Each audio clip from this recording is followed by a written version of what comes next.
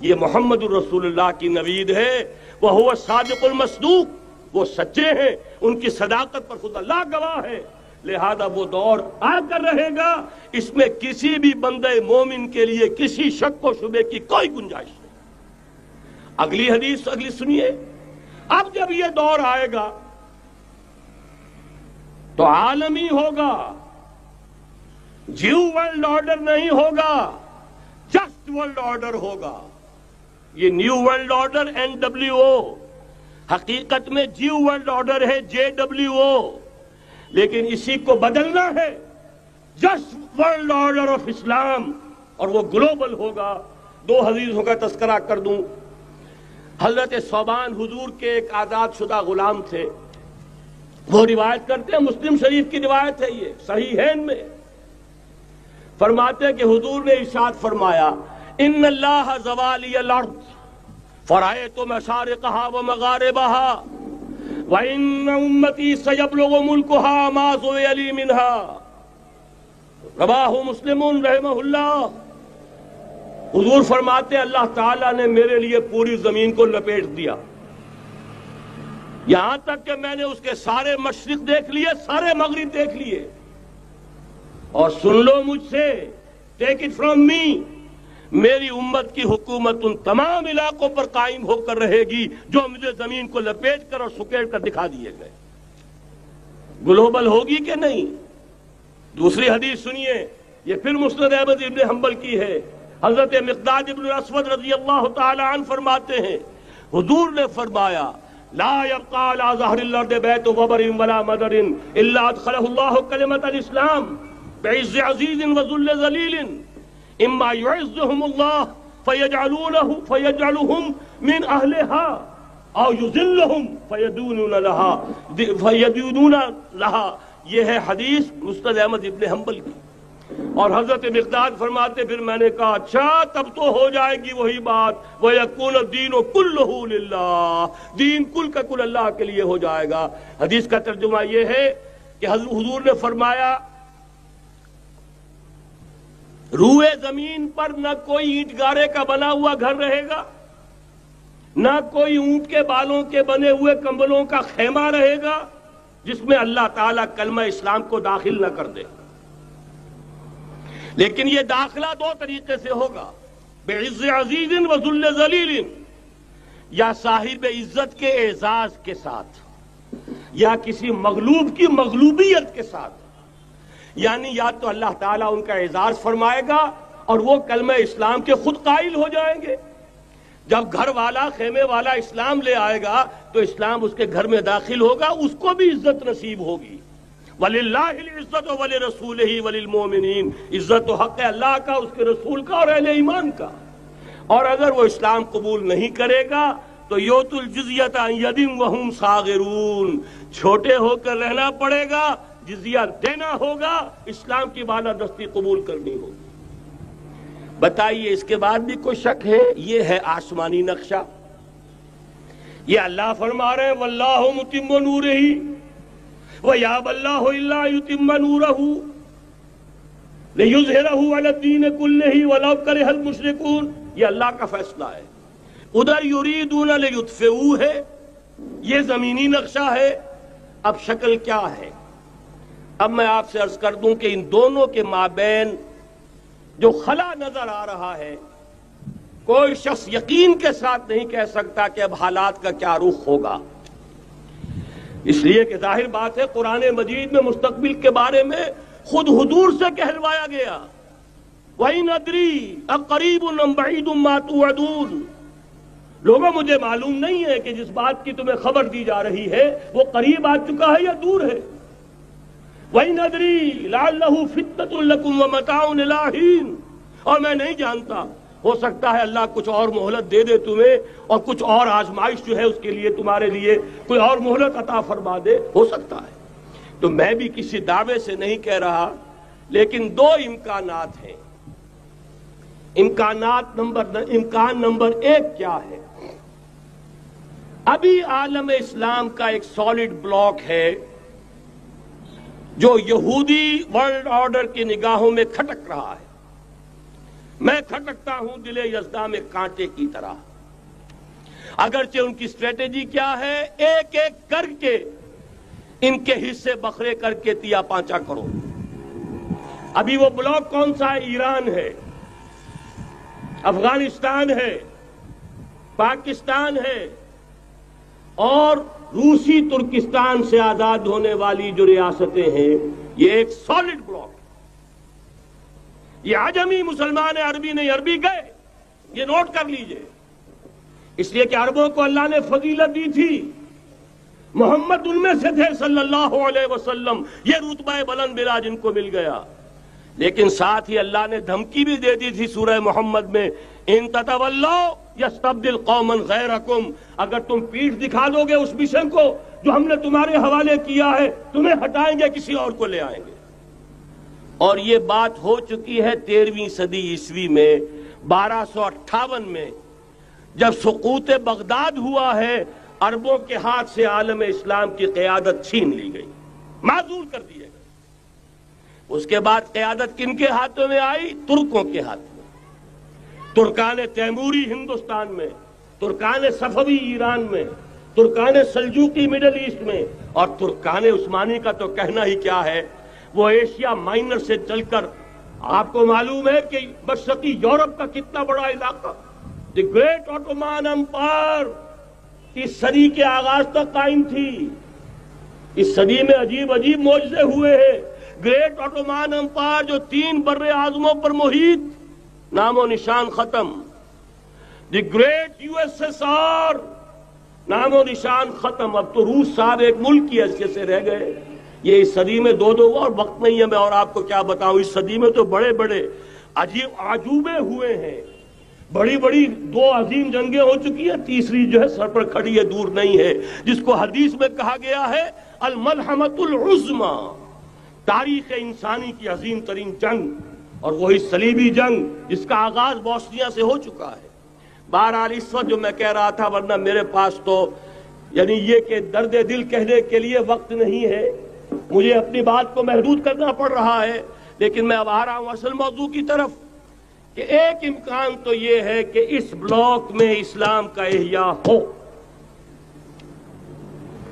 اور اس کے لیے کچھ نویدیں بھی موجود ہیں احادیث نبویہ میں. وہ تو آپ نے سنا ہوگا اقبال کا شعر، میرے عرب کو آئی ٹھنڈی ہوا جہاں سے، میرا وطن وہی ہے، میرا وطن وہی ہے. حدیث میں آتا ہے یخرج ناس من المشرق یؤتون للمہدی یعنی سلطان ہی، مشرق سے فوجیں نکلیں گی کہ جو کہ مہدی کی حکومت قائم کریں گی. یہ مہدی اہل تشیع کے مہدی اور ہیں، ہمارے مہدی اور ہیں. اہل تشیع کے عقیدے کے مطابق ان کے بارے میں امام جو روپوش ہو گئے تھے وہ امام مہدی ہیں، وہ ظاہر ہو جائیں گے.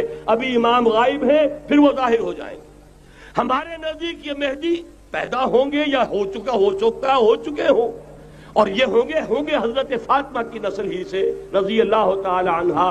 لیکن عالم عرب کے اندر پھر ایک طاقت بن کر ابھریں گے، باطل کی قوتوں کے خلاف جہاد کریں گے. لیکن ان کو مدد آئے گی 2 طرف سے. ایک زمینی مدد آئے گی مشرق سے، ایک آسمانی مدد آئے گی. عیسیٰ ابن مریم کا نزول، حضرت مسیح علیہ السلام جو زندہ آسمان پر اٹھائے گئے تھے نازل ہوں گے. اور در حقیقت ان 2 مددوں کے نتیجے میں پھر یہود کا قلع قمع ہوگا، اور یہی گریٹر اسرائیل ان کا گریٹر گریو یارڈ بن کر رہے گا، عظیم تر قبرستان بن کر رہے گا. اس کی بڑی واضح حدیثیں موجود ہیں، اس کی بڑی تفصیلی خبریں موجود ہیں. یہ احادیث کی کتب کے اندر بدقسمتی سے ہماری اس کی طرف توجہ نہیں. ایک تو یہ ہو سکتا ہے. اسی طریقے سے ایک اور حدیث ہے، یخرج من خراسان رایات سود، اور یہ مسلم شریف کی روایت ہے، نوٹ کیجئے گا، نہیں ترمذی شریف کی روایت ہے. یخرج من خراسان رایات سود لا یردها شیء حتی تنصب بایلیا.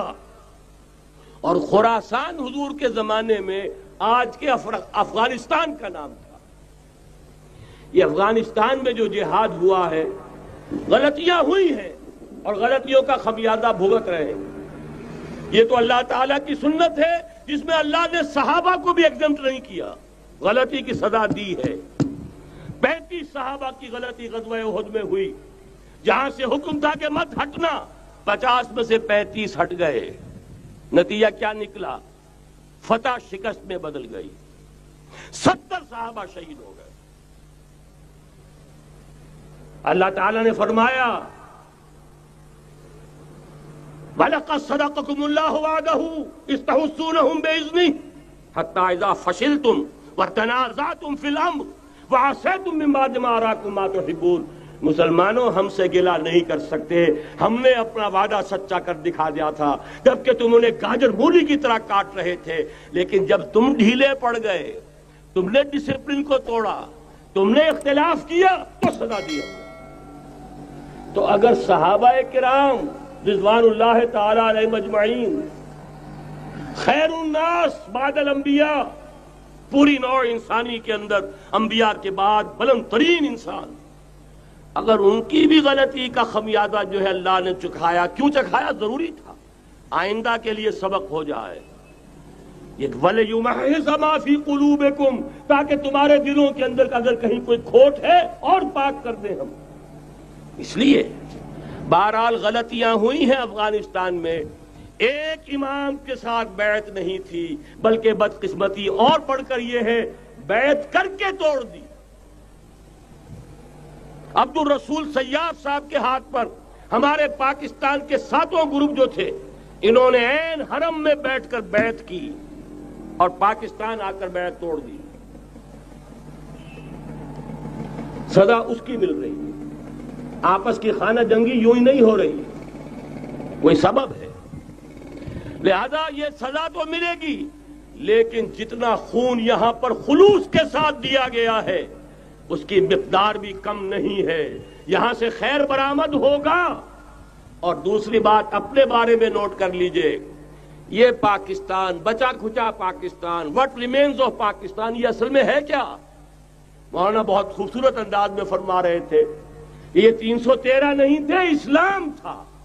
اسی طرح نوٹ کیجئے پاکستان نہیں ہے، 4 صدیوں کی تجدیدی مساعی کا حاصل ہے.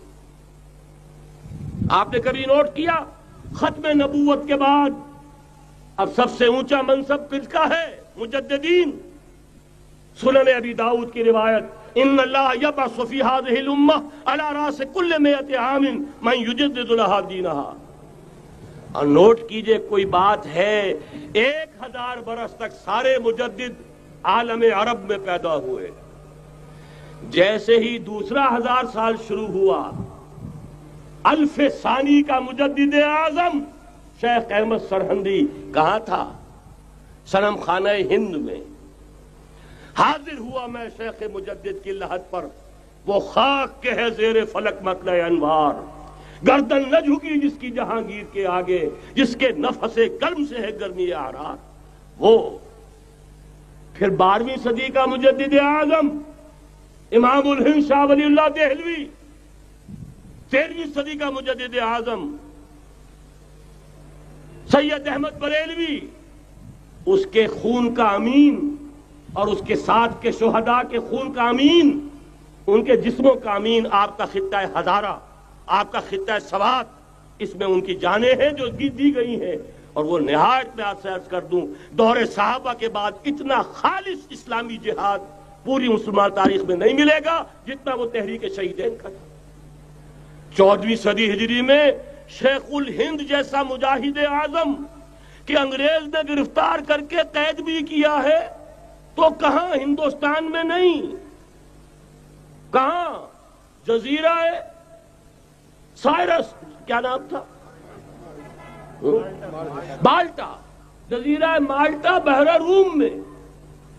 اقبال کے نفس سے ہے لالے کی آگ تیز، ایسے غزل سرا کو چمن سے نکال دو. کہیں ہندوستان کی کسی جیل میں ہوا تو شاید اس کے نفس کی گرمی ہی سے کوئی حرارت پیدا ہو جائے. اور اسی صدی میں 14ویں صدی ہجری میں اقبال جیسا مفکر، اسی 14ویں صدی ہجری میں مودودی جیسا مصنف، اسی 14ویں صدی ہجری میں مولانا الیاس جیسا مبلغ رحمہم اللہ، عظیم شخصیتیں آج پورے عالم اسلام میں آپ کو تبلیغی دوست ملیں گے۔ یہ کہاں سے شروع ہوئی تحریک؟ دہلی کی ایک چھوٹی سی مسجد سے، وہ مسجد بنگلے والی اب تو بڑی عالیشان ہو گئی ہے، جب وہاں شروع ہوا تھا کام بڑی چھوٹی سی مسجد۔ یہ سارے کام یہاں کیوں ہوئے؟ پورا عالم اسلام آزاد ہوا، کہیں نعرہ اسلام کا نہیں لگا، کہیں عرب قومیت پر، کہیں کسی اور عصبیت پر تحریکیں چلی ہیں، صرف تحریک پاکستان تھی کہ پاکستان کا مطلب کیا؟ لا الہ الا اللہ۔ کوئی سبب ہے کہ یہاں قرارداد مقاصد پاس ہوئی، حاکمیت اللہ کی ہے، کہ اکبر نام لیتا ہے خدا کا اس زمانے میں۔ یہ سارا ماضی سامنے رکھیے اور حضور کی دی ہوئی پیشین گوئیوں کا مستقبل سامنے رکھیے، ان دونوں سے ثابت ہوتا ہے اس خطہ ارضی سے کچھ ہونا ہے۔ اگرچہ بھٹکے ہوئے ہیں لیکن کبھی بھولی ہوئی منزل بھی یاد آتی ہے راہی کو، اور بھٹکے ہوئے آہو کو پھر سوئے حرم لے چل۔ اس کی ضرورت ہے مسلمان کو پھر اس کا مقصد یاد دلایا جائے۔ پاکستان اس لیے نہیں بنایا گیا تھا کہ ہمارے ہاں ٹاٹے اور برلے نہیں تھے تو ہمارے پاس اس کے بھی باپ وجود میں آ جائیں، اس لیے تو نہیں بنایا گیا تھا۔ پاکستان اس لیے نہیں بنایا گیا تھا کہ جاگیرداروں کی جاگیرداریاں محفوظ ہو جائیں، پاکستان اس لیے تو نہیں بنایا گیا تھا۔ اور یہ کہ نمازیں اور مسجدیں تعمیر ہو جائیں، مسجدیں تو امریکہ میں تعمیر ہو رہی ہیں، عالی شان سے عالی شان، اس لیے پاکستان نہیں بنا تھا۔ آج بھی مسلمان، میں معذرت سے عرض کر رہا ہوں مولانا سے، آج بھی بھارتی مسلمان کی ایوریج نمازی ہونے کے اعتبار سے پاکستانی مسلمان سے کہیں بہتر ہے۔ آج بھی برقع نظر آ جائے گا تو ہندوستان میں نظر آ جائے گا۔ میں نے اپنی آنکھوں سے دیکھا چند سال پہلے، جب مکہ مسجد حیدرآباد دکن میں 3 دن مسلسل میری تقریریں ہوئی ہیں، 10,000 مرد اور 5,000 خواتین، اور ان میں سے کوئی بغیر برقعے کے نہیں تھی۔ ایک سیلاب نظر آ رہا تھا برقعوں کا کہ جب جلسہ ختم ہوا ہے رات کے 12 بجے 3 دن تک متواتر۔ یہاں کہاں نظر آئے گا برقع آپ کو؟ یہاں تو جس کے پاس 2 پیسے ہو گئے اس نے سب سے پہلے برقع اتار کے پھینک دیا۔ معلوم اچھی طرح سمجھ لیجئے، یہ چیزیں تو وہاں زیادہ ہیں یہاں کی نسبت۔ اصل ضرورت تھی کہ یہاں اس نظام کو قائم کیا جائے، وہ نظام عدل اجتماعی، وہ جس میں حریت ہو، جس میں عام آدمی بھی خلیفہ وقت کو ٹوک سکے۔ یہ کرتا کیسے بن گیا؟ ایک خاتون بھی کھڑی ہو کر دامن پکڑ لے، عمر تمہیں کیا حق ہے کہ ہمارے مہر کے اوپر پابندی لگا رہے ہو، جبکہ اللہ نے نہیں لگائی۔ اللہ قرآن میں قنطارہ کا لفظ استعمال کر رہا ہے۔ ڈھیروں سونا دے دے کوئی شخص اپنی بیوی کو مہر کے اندر، طلاق دیتے وقت اس میں سے کچھ نہیں لے سکتا، آپ کون ہوتے ہمارے حق کے اوپر پابندی لگانے والے؟ اور عمر نے کہا، آج ایک بڑھیا نے وہ اب عمر کو دین سکھایا، آرڈیننس واپس۔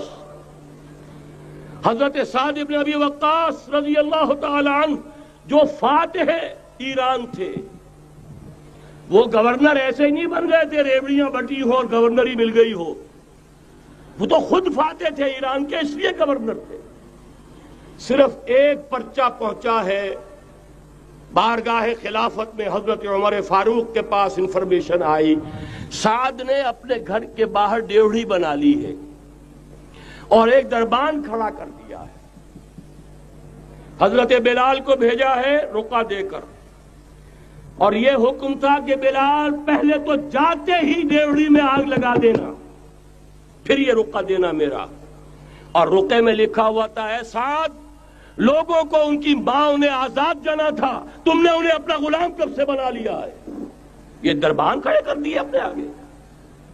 وہ حریت، وہ مساوات کہ جا رہا ہو خلیفہ وقت اور چارج لینے جا رہا ہے بیت المقدس کا، کوئی ذاتی علاج کے لیے نہیں جا رہا، سیر و سیاحت کے لیے نہیں جا رہا، چارج لینے کے لیے بالکل سرکاری وزٹ ہے، آفیشل وزٹ ہے، اسٹیٹ وزٹ ہے۔ اور حال کیا ہے؟ 700 میل کا فاصلہ طے کرنا اور ایک اونٹنی، کوئی انٹوریج نہیں، کوئی خدم و حشم نہیں، کوئی جمبو جٹ بھرے ہوئے نہیں، کچھ نہیں، ایک اونٹنی، ایک خادم۔ اس ایک اونٹنی پر چونکہ راستے کا راشن بھی ہے لہذا 2 آدمی نہیں بیٹھ سکتے، ایک بیٹھ سکتا ہے۔ ایک منزل خلیفہ وقت بیٹھا ہوا ہے اوپر، اور خادم نکیل پکڑ کر چل رہا ہے. اگلی منزل خادم اوپر بیٹھا ہے اور خلیفہ وقت عمر بن الخطاب رضی اللہ تعالی عنہ اور وہ آگے آگے نکیل پکڑ کر چل رہے ہیں. یہ نظام چاہیے آج نوع انسانی کو. اس کے انتظار میں، اس کی تلاش میں نوع انسانی نے کتنے تجربے کر لیے، کیسی چھلانگیں لگائیں، ملوکیت ختم کی، آسمان سے گرا کھجور میں اٹکا، جمہوریت آئی نام نہاد، لیکن وہ سرمایہ دارانہ نظام بن کر آگے سے بڑھ کر لعنت بن گئی. پہلے جاگیردار مسلط تھا، اب سرمایہ دار اور کارخانے دار مسلط ہو گیا. اس سے نکلنے کے لیے زور لگایا، کمیونزم کی طرف گئے، چھلانگ لگائی، اب ایک پارٹی ڈکٹیٹر بن کر بیٹھ گئی. انسان رست از یک بنتا افتاد در بندے جگر، ایک چیز سے غلامی سے نجات پاتا ہے، دوسری میں پھنس جاتا ہے. اور کیوں؟ کہ وہ نظام عدل اجتماعی جو محمد عربی کو دے کر بھیجا گیا تھا، اس کے کسٹوڈین سوئے ہوئے ہیں. اس کے کسٹوڈینز کو اندازہ ہی نہیں. یہ نسخہ تو ہمارے پاس تھا، ہمیں عمل کرنا تھا اور دنیا کے سامنے پیش کرنا تھا. پاکستان بنایا اس لیے گیا تھا کہ ہم اس کا ایک نمونہ دنیا کے سامنے پیش کریں گے. قائد اعظم نے فرمایا تھا کہ ہم یہ چاہتے ہیں کہ پاکستان کی صورت میں عہد حاضر میں اسلام کے اصول حریت و اخوت و مساوات کا ایک نمونہ قائم کر کے دکھائیں. کہاں ہے وہ؟ بھٹک گئے، سو گئے. بہرحال اب بھی وقت ہے، جب تک سانس تب تک آس. میرے عزیز نے تو ڈرایا ہے اور صحیح ڈرایا ہے. اللہ تعالیٰ نے 25 برس انتظار کیا تھا. پہلے عذاب کا کوڑا پھر مارا ہماری پیٹھ پر. وَلَنُذِيقَنَّهُم مِّنَ الْعَذَابِ الْأَدْنَىٰ دُونَ الْعَذَابِ الْأَكْبَرِ، بڑے عذاب سے پہلے چھوٹا عذاب کا مزہ چکھائیں گے. لَعَلَّهُمْ يَرْجِعُونَ، شاید کہ لوٹ آئیں. وہ ہم سے 1000 میل کے فاصلے پر ہوا تھا، اگرچہ 93,000 ہمارا کڑیل جوان، جن میں غالباً 43,000 فوجی، اور یہ کہ تقریباً اتنی تعداد میں جو غیر فوجی تھے، وہ اس ہندو کے غلام بنے، قیدی بنے، جن پر 800 برس تک، کہیں 600 برس تک، کہیں 1000 برس تک حکومت کی تھی. اتنی بڑی شکست کا کلنک کا ٹیکا ہماری پیٹھ پر پڑا. پہلے عذاب کا کوڑا آ گیا تھا. 25 برس ہو گئے تھے قمری حساب سے، نوٹ کر لیجئے. یہ نہ سمجھیے 24.25 برس ہوئے تھے، 24.25 برس قمری حساب سے 25 برس تھے. اور اب نوٹ کر لیجئے اگلے 25 برس کے پورے ہونے میں اگلے رمضان کی 27 تاریخ تک صرف مہلت ہے. نصف صدی پوری ہوا چاہتی. کوئی عجب نہیں اس عذاب الادنیٰ سے بعد ہم جاگے نہیں، ہوش میں نہیں آئے. کوئی عجب نہیں کہ بڑے عذاب کا کوڑا ہماری پیٹھوں کو برس جائے. لیکن مجھے یہ یقین ہے، نوٹ کر لیجئے، اگر یہ دوسرا امکان ہو گیا، خدا نہ خواستہ اللہ کے عذاب کا کوڑا ہماری پیٹھ پر برسا، مجھے یقین ہے اللہ ہندوؤں کو مسلمان بننے کی توفیق دے گا. لیکن اسلام کا بول بالا اسی خطے سے ہوگا. تاریخ میں یہ ہو چکا ہے آیا فتنہ تاتار کے افسانے سے، پاسباں مل گئے کعبے کو صنم خانے سے. تاتاریوں کے ہاتھوں کروڑوں مسلمان قتل ہوئے، لیکن اسلام نے تاتاریوں کو فتح کر لیا. اور پھر اسلام کا مسلمانوں کا دوسرا دور عروج انہی تاتاریوں کی مختلف شاخوں کے تحت ہوا. وہ تاتاری ہی تو تھے، وہ سارے ہورس، ٹرکش ہورس، ترکان تیموری، ترکان صفوی، ترکان سلجوقی، ترکان عثمانی، وہی تو سٹاک تو وہی ہے آیا فتنہ تاتار کے افسانے سے، پاسباں مل گئے کعبے کو صنم خانے سے. اس لیے کہ حضور نے فرمایا مشرق سے ہوگا، یہاں سے فوجیں چلیں گی، تو کوئی عجب نہیں. بہرحال یہ 2 امکانات ہیں، لیکن اس کا فیصلہ تیرے ہاتھوں میں ہے، دل یا بدن. سیدھی بات.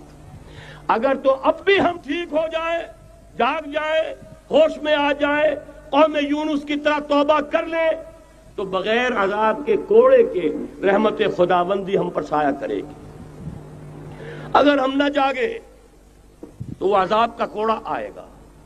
یہ نہیں میں کہہ سکتا ان ادری قریب بعید ما توعدون، یہ میں نہیں کہہ سکتا، یقین کے ساتھ جانتا ہوں کہ آئے گا. لیکن یہ کہ اس کے بعد بھی یہیں سے بول بالا ہوگا. اگر ہمارے ذریعے نہیں تو ان کے ذریعے سے جو ہمیں شکست دے کر پھر اسلام قبول